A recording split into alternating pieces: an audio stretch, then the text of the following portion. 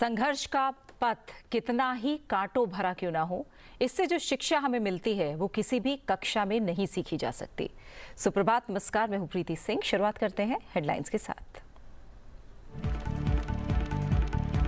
प्रधानमंत्री नरेंद्र मोदी 20 सितंबर को गुजरात के दौरे पर अहमदाबाद जिले के लोथल में राष्ट्रीय समुद्री विरासत परिसर की प्रगति की करेंगे समीक्षा। देश की समृद्ध समुद्री विरासत को प्रदर्शित करने के लिए ऐतिहासिक स्थल पर राष्ट्रीय समुद्री विरासत परिसर का किया जा रहा है विकास। लोकसभा अध्यक्ष ओम बिरला ने अपने संसदीय क्षेत्र बूंदी में अतिवृष्टि प्रभावित इलाकों का किया दौरा, राहत कार्यों की समीक्षा की, प्रभावित परिवारों को हर संभव मदद का दिया आश्वासन। राज्यों की आशंकाओं पर वित्त मंत्री निर्मला सीतारमण का जवाब, कहा जीएसटी दर कटौती से राजस्व नुकसान पर केंद्र नहीं देगा कोई मुआवजा, केंद्र और राज्यों को मिलकर उठाना होगा बोझ।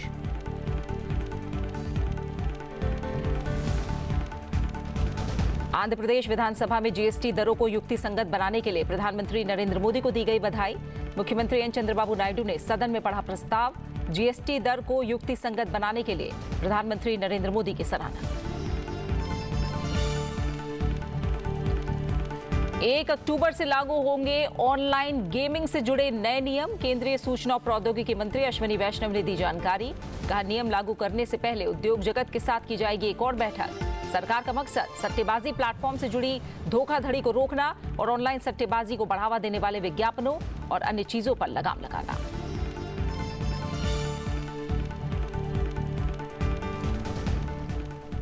प्रधानमंत्री नरेंद्र मोदी शनिवार 20 सितंबर को गुजरात के दौरे पर रहेंगे।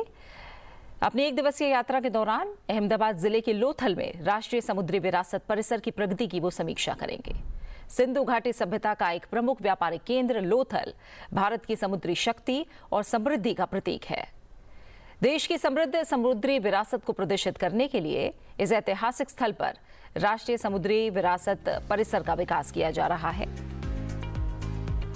ये परियोजना प्रधानमंत्री नरेंद्र मोदी द्वारा किए गए 5 प्राण संकल्पों में से एक है। प्राचीन विरासत के संरक्षण का प्रतीक है, जिसे अब एनएमएचसी के विकास के माध्यम से मूर्त रूप दिया जा रहा है। राष्ट्रीय समुद्री विरासत परिसर विकास भी विरासत भी के सपने को साकार करेगा।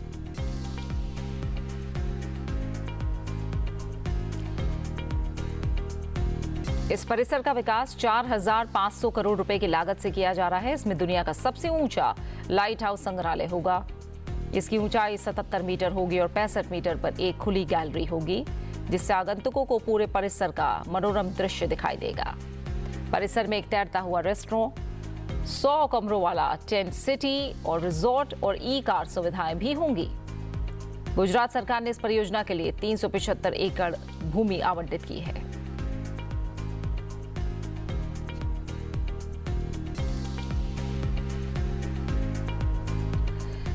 वहीं 25 सितंबर को प्रधानमंत्री नरेंद्र मोदी राजस्थान के दौरे पर रहेंगे और इस दौरान वो राज्य को कई विकास परियोजनाओं की सौगात देंगे।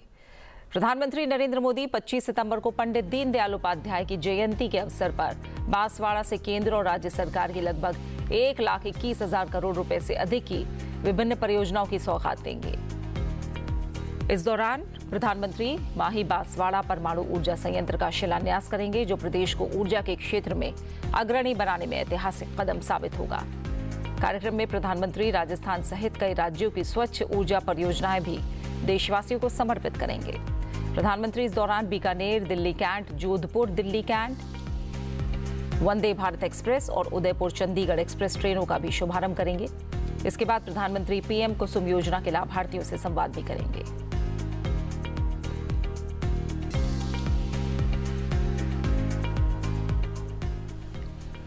प्रधानमंत्री नरेंद्र मोदी ने नेपाल की अंतरिम पीएम सुशीला कार्की से फोन पर बात की है। प्रधानमंत्री नरेंद्र मोदी ने पड़ोसी देश के राष्ट्राध्यक्ष को हर संभव मदद का भरोसा दिलाया है। प्रधानमंत्री ने एक्स पर पोस्ट करके इसकी जानकारी दी। उन्होंने एक्स पर लिखा है कि नेपाल की अंतरिम सरकार की प्रधानमंत्री सुशीला कार्की के साथ गर्मजोशी से बातचीत हुई और हाल ही में हुई दुखद जनहानि पर हार्दिक संवेदना व्यक्त की और शांति और स्थिरता बहाली के उनके प्रयासों के प्रति भारत के दृढ़ समर्थन की पुष्टि की है। आगे उन्होंने लिखा कि साथ ही मैंने उन्हें और नेपाल की जनता को उनके राष्ट्रीय दिवस पर हार्दिक शुभकामनाएं दी।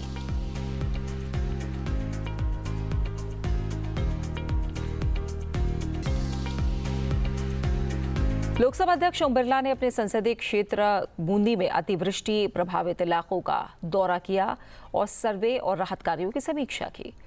लोकसभा अध्यक्ष ओम बिरला ने प्रभावित परिवारों से मिलकर उन्हें आश्वस्त किया कि उचित मुआवजे से लेकर पुनर्वास तक हर कदम पर आवश्यक सहयोग उपलब्ध कराया जाएगा। उन्होंने आश्वासन दिया कि प्रभावित व्यक्तियों के लिए प्रधानमंत्री आवास योजना के तहत मकानों के आवंटन को प्राथमिकता देने के प्रयास किए जाएंगे। साथ ही उन्होंने अधिकारियों को निर्देश दिए कि सर्वे कार्यों में तेजी लाई जाए और ये सुनिश्चित किया जाए कि कोई भी प्रभावित परिवार सहायता से वंचित न रहे। अतिवृष्टि के कारण और जल भराव के कारण जिन जिन गांवों के अंदर भारी नुकसान हुआ है, जिस दिन अतिवृष्टि थी उस दिन भी मैं कई इलाके के अंदर गया था। केसाय, पाटन, कापरेन के कई क्षेत्रों में गया था। कई क्षेत्रों के मार्ग अवरोधक होने के कारण मेरा जाना नहीं हुआ था।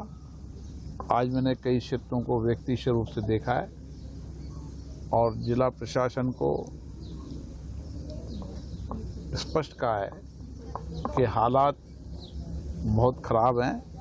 सभी लोगों को फसलों का और मकान गिरने का, उनके बर्तन, उनके कपड़े और जो भी आवश्यक वस्तुएं खराब हुई इसकी उचित मुआवजा मिले।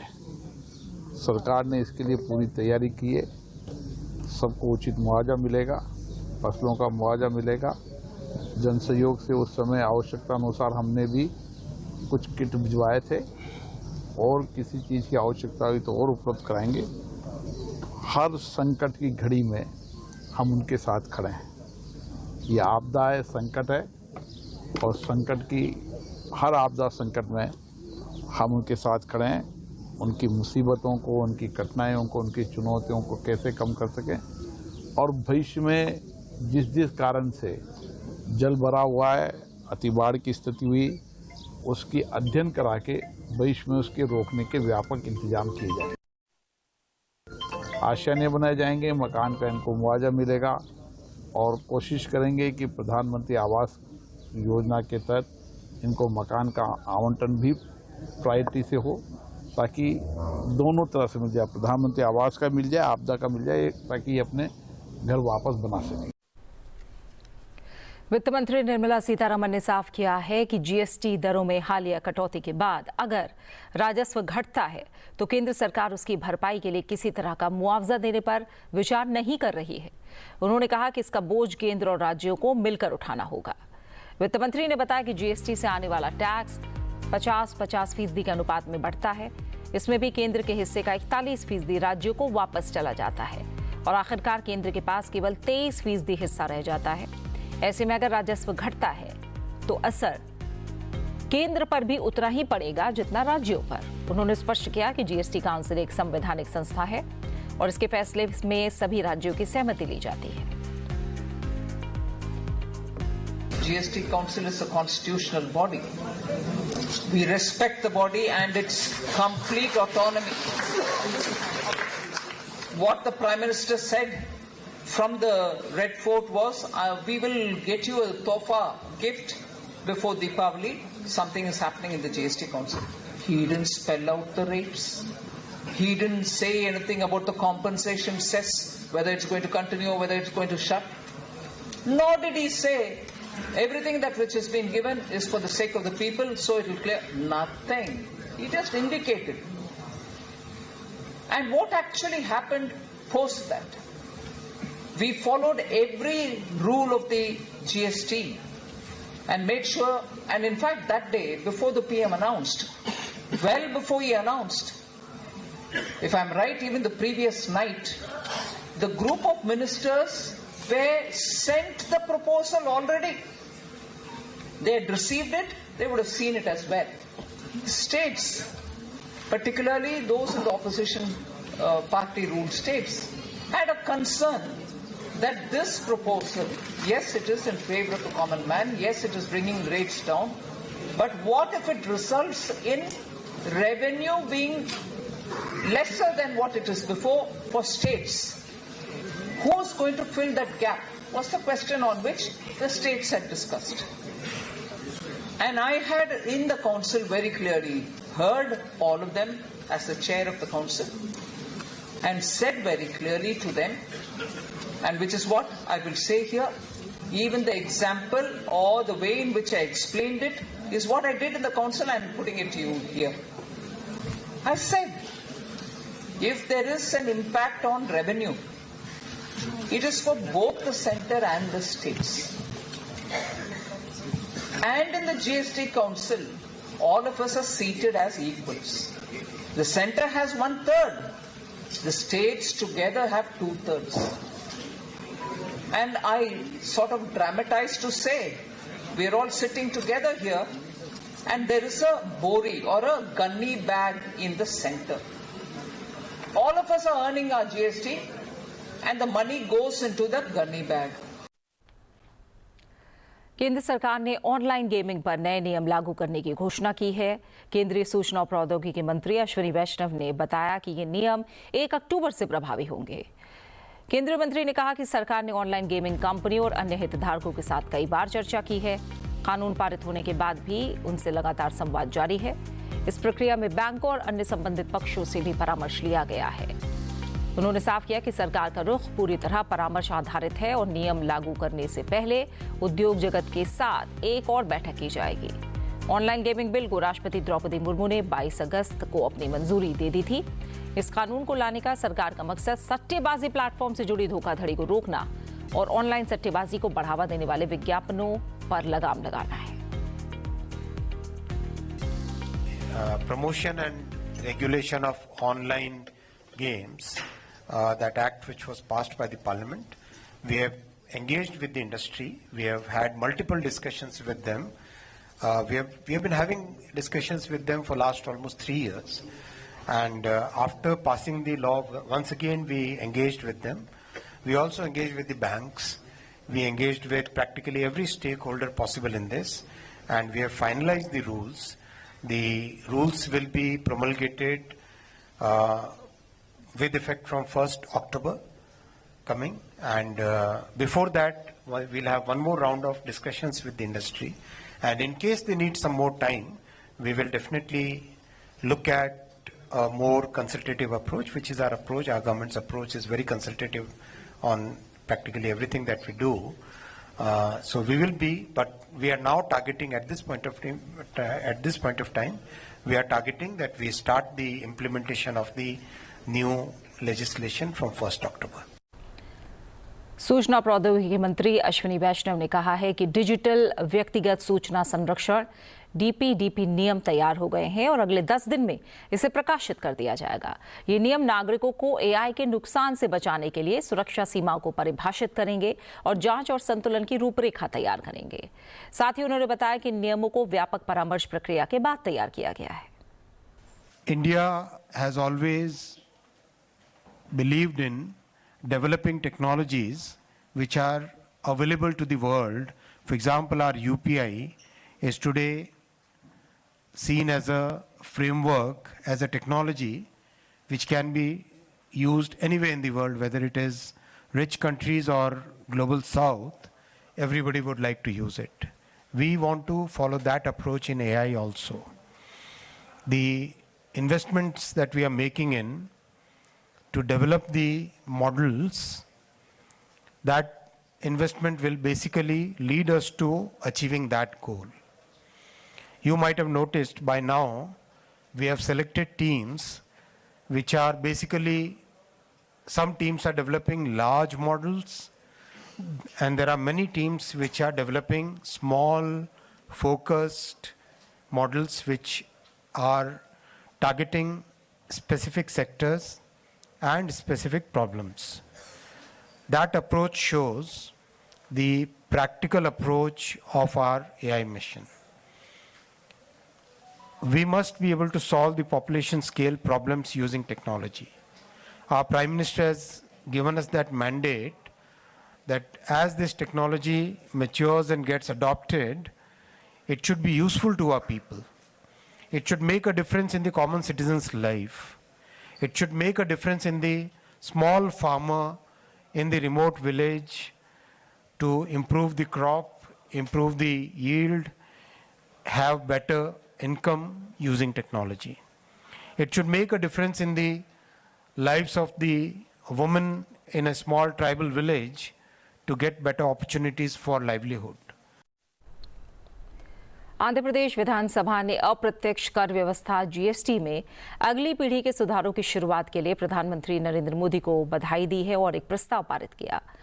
आंध्र प्रदेश ऐसा प्रस्ताव पारित करने वाला देश का पहला राज्य बना है।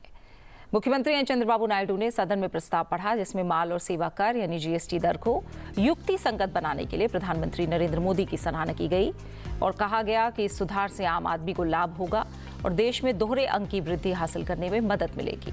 प्रस्ताव में कहा गया कि आंध्र प्रदेश विधानसभा जीएसटी दरों को युक्ति संगत बनाने के संबंध में 56वीं जीएसटी परिषद द्वारा लिए गए ऐतिहासिक निर्णयों पर भारत के प्रधानमंत्री नरेंद्र मोदी को हार्दिक बधाई और शुभकामनाएं देती है।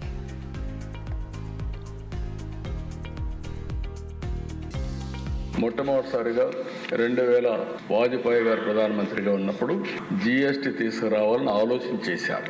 ఆ తర్వాత వచ్చిన గవర్నమెంట్ ఏం పట్టించుకోకపోతే మొట్టమొదటిసారిగా నరేంద్ర మోడీ గారు ప్రధానమంత్రి అయిన తర్వాత ఇప్పటికి కూడా జ్ఞాపకం, ఆ రోజు అరుణ్ జైట్లీ గారు ఫైనాన్స్ మినిస్టర్, ఆయన అందరితో మాట్లాడి అవసరమైతే మీకు నష్టం వస్తే నష్టం కూడా మేము భర్తీ చేస్తామని చెప్పి కన్విన్స్ చేసి మొట్టమొదటిసారిగా జీఎస్టీ తీసుకొచ్చారు. ఆ జీఎస్టీ వచ్చిన తర్వాత దిశ ఒక గేమ్ చేంజర్ గా తయారైంది. అవన్నీ నేను చూపిస్తాను. ఈ రోజు నెక్స్ట్ రిఫార్మ్ జీఎస్టీ రెండో రిఫార్మ్ తీసుకొచ్చారు. ఇది మీరు ఒకసారి చూస్తే నాకు ఏమాత్రం అనుమానం లేదు, నేను ఎప్పుడు కూడా దేశ రిఫార్మ్ అంటే నేను ముందుంటాను. అది నా జీవితంలో ఇప్పుడే కాదు. ज्ञान भारतम, अतीत की गूंज, भविष्य की ज्योति और हमें हमारी शाश्वत ज्ञान परंपरा से जोड़ने की एक पहल।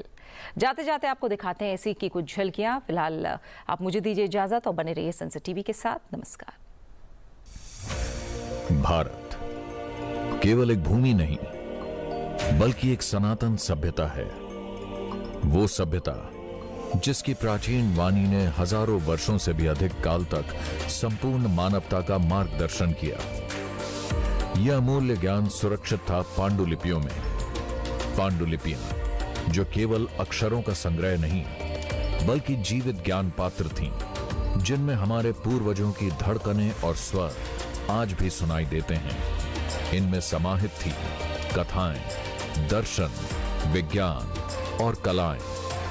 मौखिक परंपराएं इनसे लिपि में अमर हुईं। संस्कृत और पाली, प्राकृत और तमिल, फारसी और अरबी, देवनागरी, ग्रंथ, शारदा, मोडी, ब्राह्मी और नेवारी लिपियां। भाषाएं अनेक थीं, पर सार एक ही था, भारत का सनातन आत्मस्वरूप। ताड़पत्रों पर अंकित, भोजपत्रों पर लिखित, नाजुक कागज पर रचित, वे शताब्दियों की आंधियों को सहकर भी जीवित रहीं। हर पांडुलिपि अतीत की एक गूंज, भविष्य की एक ज्योति। आज इस अनमोल धरोहर का संरक्षण कर रहा है संस्कृति मंत्रालय। माननीय प्रधानमंत्री जी के दूरदर्शी नेतृत्व में एक अद्वितीय संकल्प के माध्यम से ज्ञान भारतम।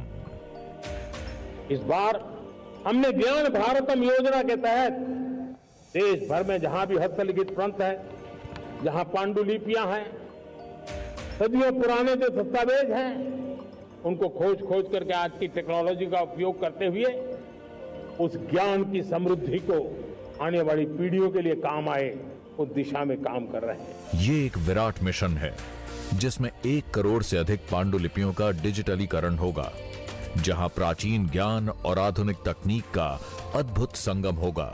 एक राष्ट्रीय डिजिटल रिपोजिटरी निर्मित हो रहा है। अनुसंधान का अथाह सागर, विश्व के लिए खुला ज्ञान द्वार और आने वाली पीढ़ियों के लिए अमर निधि।